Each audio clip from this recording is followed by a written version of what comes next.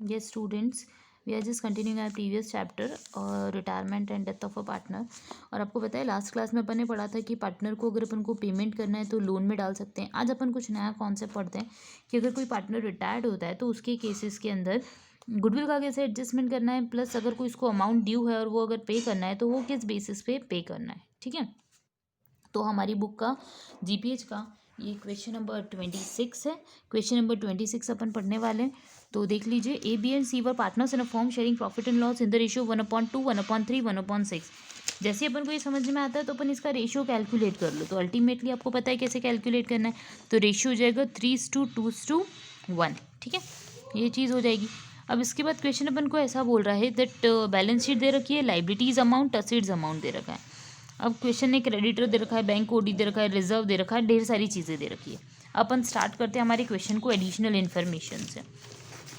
तो question additional में ऐसा बोलता है that plan to B C is retired from the firm. अपन को पता पड़ गया कौन जा रहा है भैया, सी जा रहा है, यानी कि अब न्यू पार्टनर कौन हो गया, ए और बी हो गए। अब क्वेश्चन ऐसा बोल रहा है प्लान टू बी डिप्रीसिएटेड बाय 5%। अपन ने प्लान को डिप्रीसिएट कितने परसेंट से करना है, 5%। तो लेट्स सी प्लांट है कितना, तो थर्ड लास्ट नंबर पे दे रखा है प्लांट है कितने का, 3000।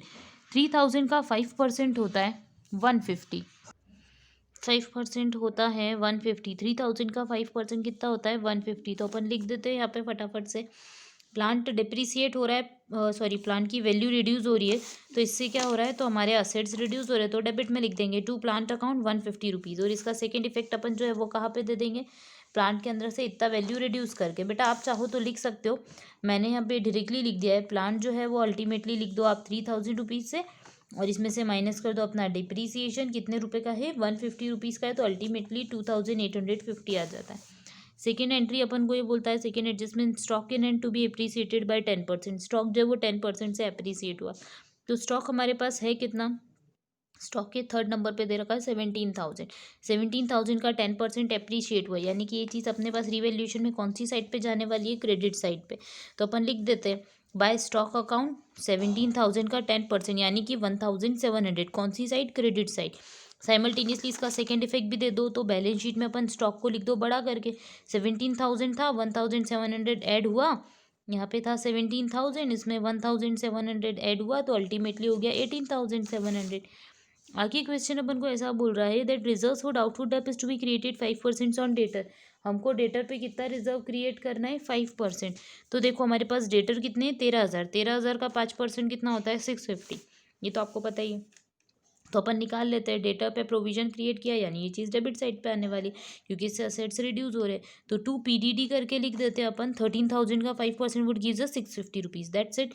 फिर इसके बाद जो ध्यान रखने वाली चीज़ ये है कि इसका सेकंड इफेक्ट भी दे रहे हैं अपन, तो सेकंड इफेक्ट दे देते हैं। डेटर्स थे ऑलरेडी 13,000 के, लेस कर दो PDD 650 का, तो अल्टीमेटली हो जाता है 12,350। अब इसके बाद क्वेश्चन अपन को ये बोल रहा है premium for goodwill is to be valued at twice the average profit of, that's it. बहुत सारी इन्फॉर्मेशन दी, तो ये चीज़ अपन अभी छोड़ सकते हैं कि चलो छोड़ दो। इसके बाद और क्वेश्चन कुछ बोल रहा है क्या, तो नथिंग इज मेंशन। अब क्वेश्चन अपन को बोल रहा है गुडविल के एडजस्टमेंट से रिलेटेड। ठीक है, तो आप चाहें तो आप फटाफट से गुडविल का एडजस्टमेंट कर लीजिए, फिर उसके बाद आप रिवैल्यूएशन क्लोज कीजिएगा।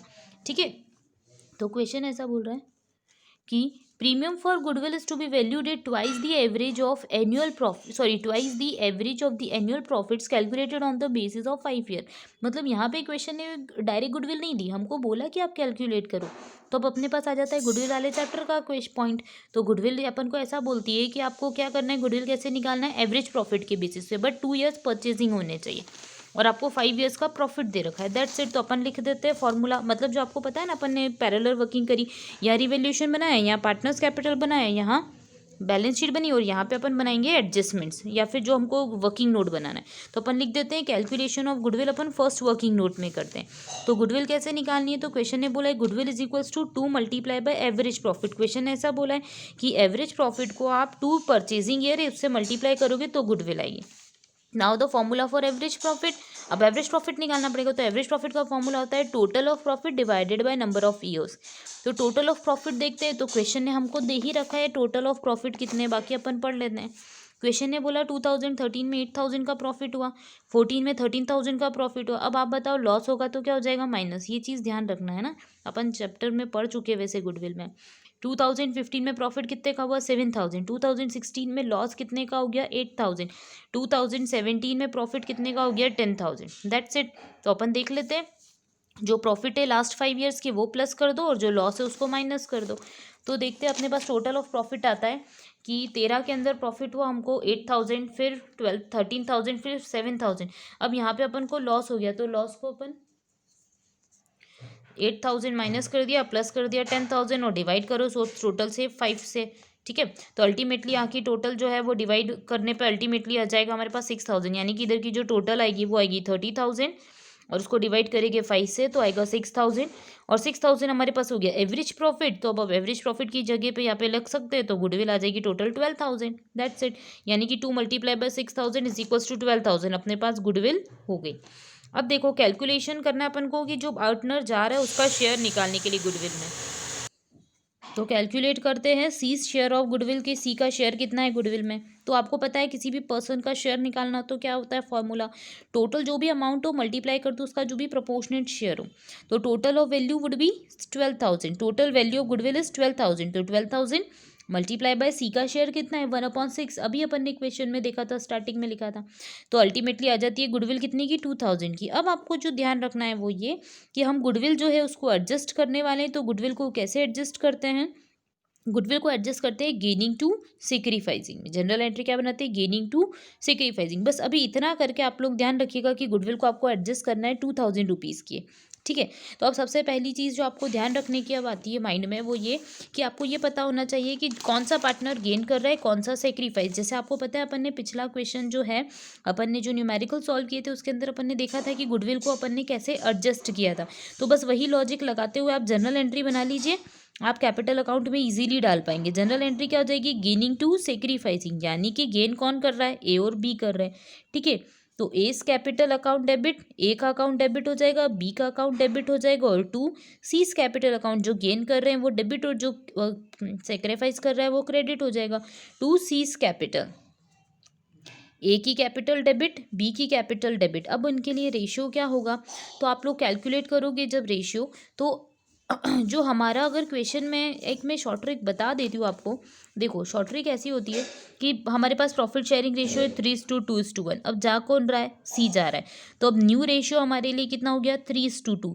यानी कि अपन ये बोल सकते हैं कि अगर आप लॉन्ग मेथड से फॉलो करोगे, यानी कि अगर आप वो 1 - 1 new out going partners share वाला लॉजिक लगा के रिमेनिंग वाले लॉजिक से आप फॉलो करोगे तो आपको न्यू रेशियो आ जाएगा। न्यू रेशियो यही आएगा।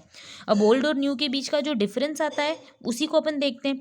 तो अब हमारे पास इस केस में जो गेनिंग रेशियो होगा वो कितना हो जाएगा 3:2। क्या हो जाएगा 3:2, यानी कि आपका न्यू रेशियो गेनिंग रेशियो क्या हो जाएगी, इक्वल हो जाएंगे। If nothing is mention you in our question कि किसने कितना गेन किया है, तो न्यू रेशियो के अकॉर्डिंग जो गेनिंग होता है उसी अकॉर्डिंग न्यू रेशियो आता है।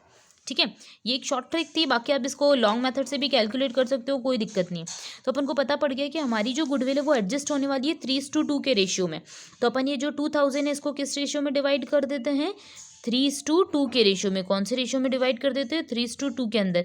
तो अपन को ए का शेयर पता पड़ता है 1200, बी का शेयर पता पड़ता है 800। ए का शेयर है 1200, बी का शेयर है 800 रुपीज़। तो अपन ने चाहे तो अपन जर्नल एंट्री बना सकते हैं। अब अपन एक जर्नल बना ही लेते हैं तो आप लोगों को वो चीज़ क्लियर हो जाएगी। तो जर्नल एंट्री क्या हो जाएगी, जर्नल होगी गेनिंग टू सेक्रीफाइसिंग। गेन कौन कर रहा है, ए, फिर किसने गेन किया, बी ने, और सेक्रीफाइस किसने किया, सी ने। तो आ जाएगी entry A's capital account debit, B's capital account debit to C's capital account, yes और नो। और अमाउंट तो अपन निकाल ही चुके हैं, ए का 1200, ए का बी का 800। तो ए के इसमें आने चाहिए 1200 रुपये, बी में आने चाहिए 800 रुपये, तो अल्टीमेटली सी में आ जाएगी 2000 रुपीज़। तो अब देखते हैं कि ये जो अपन ने अमाउंट लिखा है इसको अकाउंट में या लेजर की फॉर्म में कैसे लिखते हैं। तो जैसा आपको पता है कि जनरल का उल्टा लेजर होता है। अपन ने यहाँ पे जनरल एंट्री बना ली, जनरल एंट्री में अपन ने ए का अकाउंट डेबिट किया, बी का अकाउंट डेबिट किया, मतलब लेजर में ये अकाउंट क्या होने वाले हो गए, क्रेडिट। तो लिख देते हैं क्रेडिट साइड पे by S capital account, by A और बाय बी का अकाउंट। ठीक है, ए का अकाउंट लिखेंगे, बी का अकाउंट लिखेंगे, बट अमाउंट काय में डालेंगे, सी के इसमें डालेंगे। क्यों, क्योंकि जो पार्टनर जा रहा है ना हम उसको अमाउंट दे रहे हैं कि भैया आप हमारे पास से 1200 लो। ए अभी दे रहा है कि आप 1200 लो, बी दे रहा है कि आप 800 रुपये ले लो, ठीक है। वो ए बोल रहा है कि आप 1200 ले लो, बी बोल रहा है कि 800 रुपये ले लो, और सी को उतना अमाउंट अपन ने दे दिया, इसलिए अपन ने उसके अकाउंट में क्रेडिट कर दिया ये अमाउंट। समझ गए? जैसे आप लोग को पता होगा, आप बैंक एंट्री बनाते थे जब 11th क्लास में, है ना, तो कैश और बैंक की एक साथ एंट्री आ जाती थी, कॉन्ट्रा एंट्री। तो उसमें आप ये लिखते थे, जहाँ कैश लिखते थे वहाँ बैंक में क्रेडिट करते थे, जहाँ बैंक लिखते थे वहाँ कैश में एडजस्ट करते थे, मतलब अपोजिट डालते थे ना। तो ये कंडीशन तब होती है जब अपन दो या दो से ज़्यादा अकाउंट को एक साथ ही इफेक्ट देना स्टार्ट कर देते हैं, ठीक है। तो अब हमारे पास ये एंट्री तो हो गई कि ये दोनों डेबिट थे, तो इन दोनों को अपन ने क्रेडिट में लिख दिया। अब सी क्या है? क्रेडिट है, तो लेजर में क्या हो जाएगा? डेबिट। तो लिख देते हैं to C's capital account, but amount अपन किस में डालेंगे? ए और बी में, क्योंकि ए की कैपिटल इससे रिड्यूस हो रही है और बी की कैपिटल रिड्यूस हो रही है। आप इस चीज़ को लॉजिकली समझ भी सकते हो। देखो क्या हो रहा है, एक बार और बताती हूँ। सी क्या हो रहा है? जा रहा है, सी जा रहा है, तो सी को अमाउंट देना पड़ेगा, और आपको पता है कि अमाउंट देंगे तो उसकी कैपिटल क्या होगी? उससे इंक्रीज होगी। तो capital increases on credit side, तो सी को हमने कैपिटल दे दी, सी को कैपिटल दी, तो किसने दी? ए ने दी 1200, बी ने दी 800, दैट्स इट। इतना पोर्शन ए और बी ने दे दिया, गुडविल का अमाउंट था, जो भी अमाउंट था वो। अब ए ने दिया और बी ने दिया, तो ए और बी की कैपिटल उससे क्या हो गई होगी? कम हो गई होगी। तो जैसे ही कम हुई तो वो क्या हो गई? डेबिट साइड में चली गई। यानी कि अपन ने सी के अकाउंट में पैसे तो डाले हैं, बट ए के इसमें से निकाले हैं, तो ए के इसमें से 1200 कम हो गए, बी में से 800 कम हो गए। ये इसका अल्टीमेट लॉजिक होता है कि क्यों अपन ने रिवर्स अकाउंट में अमाउंट डाला, ठीक है। होप यू गॉट इट, ये चीज़ समझ में आ गई होगी। तो अपन गुडविल का एडजस्टमेंट तो क्वेश्चन के अंदर कर ही चुके हैं। अब जैसे ही अपना ये गुडविल का एडजस्टमेंट कंप्लीट होता है, तो अपन एक क्वेश्चन को देख लेते हैं पहले, है ना। तो क्वेश्चन ने अपन को जितनी एडिशनल इन्फॉर्मेशन दी अपन ने सब कुछ कर दी, है ना। अब अपने पास कुछ भी नहीं बचा, तो सबसे पहले अपन स्टार्ट करते हैं अपने अकाउंट को क्लोज करने से। अब जो स्टेप होगी वो अकाउंटिंग की क्लोजिंग होगी, ठीक है। जितने भी अकाउंट्स बने उनको क्लोज करो। तो अब आपको पता है सबसे पहले अपन कौन सा अकाउंट बनाते हैं? रीवैल्यूएशन। तो सबसे फर्स्ट स्टेप में रीवैल्यूएशन को क्या कर दो? क्लोज कर दो। तो जैसे ही रीवैल्यूएशन को क्लोज करते हैं, तो टोटल देखते हैं कि यहाँ पे कितनी टोटल आई है? 1700 क्रेडिट की टोटल। फिर बड़ी टोटल देखते हैं, इधर कितनी आ गई है? इधर 800 आ गई, मतलब 800 इधर की डेबिट की, क्रेडिट की 1700, तो बैलेंसिंग फिगर कितना बचा? 900। बेटा अगर आप लोग ये सब मेरे साथ साथ करते जाओगे तो बेटर रहेगा आपको, आप भी ये कैलकुलेट कर लोगे। तो अब ये अपन को पता है किसको जाता है? पार्टनर्स को जाता है। ओल्ड पार्टनर्स को कौन से रेशियो में? ओल्ड रेशियो में। तो ए बी सी को चला गया 3:2:1 के केस में, तो टू पार्टनर्स कैपिटल अकाउंट लिख देते हैं। बैलेंसिंग फिगर 900, तो ए को गया 900 का 3/6, बी को गया 900 का 2/6, और सी को गया 900 का 1/6, यानी 450, 300, 150। तो अल्टीमेटली हो गया कितना? 150 रुपीज़, सॉरी 900 रुपीज़। अब यहाँ पे डेबिट साइड में है, यानी कि अपन को ये समझ में आया कि ये चीज़ जो है पार्टनर्स कैपिटल अकाउंट में कौन सी साइड पे जाएगी? क्रेडिट साइड पे। तो लिख देते हैं अपन बाय रिवैल्यूएशन अकाउंट 450, 300, 150। जैसे ही अपन ये चीज़ लिखते हैं, अब अपन देखते हैं कि ये रिवैल्यूएशन तो क्लोज हो गया। अब अपन देखते हैं हमारी बैलेंस शीट। तो देखो क्वेश्चन में दे रखी है हमारी बैलेंस शीट, तो बैलेंस शीट का सबसे पहली चीज़ क्या दे रखी है? तो बैलेंस शीट में देखो क्रेडिटर दे रखे हैं। क्या चीज़ दे रखी है? क्रेडिटर्स दे रखे हैं, है ना। तो जैसे ही हमको दिखा कि अरे क्रेडिटर्स तो है 8000, अगर किसी चीज़ में कोई चेंज है तो डाल दो, अदरवाइज अपन क्या करते रहेंगे? अपन डायरेक्टली लिखने वाले हैं कि जो उसमें चेंज नहीं है वो डायरेक्ट लिख दो। तो देखो क्रेडिटर दिखे 8000, इनमें कोई चेंज था क्या? नहीं था, तो डायरेक्ट अपन ने लाइबिलिटी साइड में लिख दिया क्रेडिटर्स। फिर सेकेंड नंबर पे अपन को क्या दिखता है? अपन को दिखता है बैंक ओवरड्राफ्ट। बैंक ओवरड्राफ्ट दिखता है 3000 रुपीज़, 3600 से। तो अब अपन ने लिख दिया ओडी 3600। अब अपन को दिखता है कैपिटल का बैलेंस, तो कैपिटल तो अपन क्या कर देंगे? अभी छोड़ देंगे। फिर हमको दिखता है जनरल रिजर्व, यानी रिजर्व फंड। रिजर्व फंड कितने दिखते हैं? 12000। कितने दिखते हैं? 12000। तो अपन सबसे पहले रिजर्व फंड को डिस्ट्रीब्यूट कर दो। बेटा प्रोसेस ऐसी होती है कि पहले जैसे पार्टनर्स कैपिटल लिखो, उसके बाद रिजर्व मिले तो डिस्ट्रीब्यूट कर दो। तो लिख देते हैं bye general reserve. General reserve अपने पास है कितना? 12000। 12000 को अपन डिस्ट्रीब्यूट कर देते हैं 6000, 4000, 2000। आपको पता है ये अमाउंट कैसे आया, ठीक है। अब रिजर्व फंड आगे जाने वाला है क्या? नहीं जाने वाला है। अब अपन हमारा देखते हैं असेट साइड। तो असेट साइड में अपन को क्या दिख रहा है? Cash at bank, cash in hand. तो कैश इन हैंड को अपन कुछ करने वाले नहीं, अपन डायरेक्टली कैश को अभी छोड़ देंगे। इसके बाद क्या दिख रहा है? डेटर्स। तो डेटर्स का एडजस्टमेंट तो अपन कर चुके हैं, कोई दिक्कत नहीं है। फिर हमको क्या दिखने वाला है? डेटर्स के बाद अपन को दिखने वाला है स्टॉक इन हैंड। तो स्टॉक का एडजस्टमेंट भी कर चुके हैं, तो कोई दिक्कत नहीं है। फिर स्टॉक के बाद अपन को क्या दिखता है? प्लांट दिखता है, फर्नीचर दिखता है, बिल्डिंग दिखती है। अब देखो प्लांट भी ऑलरेडी अपन लिख चुके हैं तो कोई दिक्कत नहीं है। फर्नीचर जो है इसको अपन ने कुछ एडजस्ट नहीं करा है, तो फर्नीचर जो दिख रहा है वैसे के वैसा एज इट इज़ आ जाएगा। और बिल्डिंग अपन ने लिख दी 11,500, कोई दिक्कत नहीं है। अब अपन स्टार्टिंग करते हैं हमारी पार्टनर्स कैपिटल से।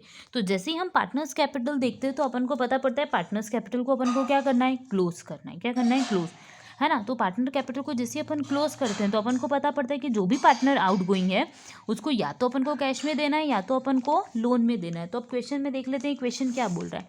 क्वेश्चन ऐसा बोल रहा है, prepare the P&L adjustment account and partners capital account, also show the balance sheet of A and B after C has paid off. मतलब अब क्वेश्चन ने हिंट अपन को आखिरी में दी क्या, कि हमने सी को पेमेंट कर दिया है तो we have to calculate the amount of C, कि सी को कितना पेमेंट करना है, फिर अपन बैलेंसिंग करेंगे। तो सबसे पहले अपन किसका अकाउंट क्लोज करते हैं, सी का। तो सी का देखो सबसे पहले डेबिट में कितना, क्रेडिट में कितना है 90,000, फिर है 20,000, देन 150 का रिवैल्यूएशन है, और ए का से अपने पास आया अमाउंट 1200 और फिर 800, यानी कि इधर की क्रेडिट की टोटल कितनी हो जाती है 14,150। डेबिट में तो कुछ है ही नहीं, तो अल्टीमेटली यहाँ पे डेबिट में भी कितना हो जाएगा 14,150, और ये अमाउंट कैसे चला जाएगा, कैश में से। किस में, काय में से चला जाएगा, कैश में से। तो लिख देते अपन टू कैश अकाउंट। क्या लिख देते, टू कैश अकाउंट। जैसे पहले लोन लिखा था वैसे ही कैश लिखना है और कुछ नहीं। बैलेंसिंग फिगर लिख दिया 14,150, ये तो फर्स्ट इफेक्ट हो गया। अब अपन देंगे हमारे क्वेश्चन का सेकेंड इफेक्ट। तो इसी चीज़ का सेकेंड इफेक्ट कैसे पड़ेगा, तो देखो कैश अकाउंट कितना दिख रहा है हमको ऑलरेडी बुक में 15,600 के अंदर से अपन ने माइनस कर दिया। सी को कितना दे रहे हैं 14,150, तो 14,150 माइनस करते तो अल्टीमेटली कैश कितना बचता है 1,450। That's it. ये चीज़ आपको समझ में आ गई होगी। मतलब एक बार और बता देती हूँ, 15,600 तो कैश ऑलरेडी था, इसमें से अपन ने पेमेंट लोन का कितना का कर दिया, मतलब सी को कितना कर दिया 14,150, तो अल्टीमेटली बच गए कितने 1,450। दैट्स इट, ये अपना क्लोज हो गया। अब अपन कर सकते हैं पार्टनर्स कैपिटल को क्लोज। तो देखो पार्टनर्स कैपिटल क्लोज करने के लिए पहले ए को और बी को क्लोज करो। तो ए का देखो डेबिट में आ रहा है 20,000 प्लस 6,000 प्लस 450, यानी कि 26,450 क्रेडिट की टोटल है। डेबिट में कितना है ऑलरेडी सिर्फ 1,200 है, तो 1,200 माइनस करते हो तो अल्टीमेटली आता है 25,250। ये उसके लिए क्या बन जाता है, बैलेंस सी डी। वैसे ही बी का निकालते हैं। तो बी का देखो डेबिट में 10,000 प्लस 4,000 14,000 और 300 का रिवैल्यूएशन, अल्टीमेटली हो जाता है 14,300। और यहाँ पे से क्या कर देते हैं 800 रुपये ऑलरेडी डेबिट में थे तो ये माइनस कर देते हैं, तो बैलेंसिंग फिगर आता है 13,500। ये आपको पता है बैलेंसिंग कैसे करते हैं। अब ये जो बैलेंस है ये सीधे सीधे काम में जाएगा बैलेंस शीट में। तो बैलेंस शीट में चला गया कैपिटल अकाउंट या फिर कैपिटल ऑफ पार्टनर्स। ए को लिख दो 25,250, बी को लिख दो 13,500, जो भी 13,500, टोटल अमाउंट हो जाता है 38,750। अब इसी के साथ अपन क्या कर लेते हैं, हमारी बैलेंस शीट की टोटल लाइबिलिटी साइड की टोटल करते तो 50,350 होती है, और असेट साइड की भी 50,350। इट मीन्स अपना आंसर क्या है, सही है। ठीक है, इस चीज़ को ध्यान में रखना। अब अपन ने दोनों मेथड सीख ली कि कैश में कैसे पेमेंट कर दें, लोन में कैसे पेमेंट कर दें। अब अपन बेटा जो आगे कॉन्सेप्ट पढ़ेंगे वो पढ़ेंगे एन्युटी मेथड से रिलेटेड। देन फिर हम स्टार्ट करेंगे हमारा डेथ ऑफ अ पार्टनर। ये एन्युटी मेथड करेंगे, फिर उसके बाद अपन स्टार्टिंग करेंगे डेथ ऑफ अ पार्टनर से रिलेटेड, कि पार्टनर की अगर डेथ होती है तो क्या एडजस्टमेंट्स होते हैं। ये चीज़ अपन नेक्स्ट वीडियो में पढ़ेंगे। Thank you.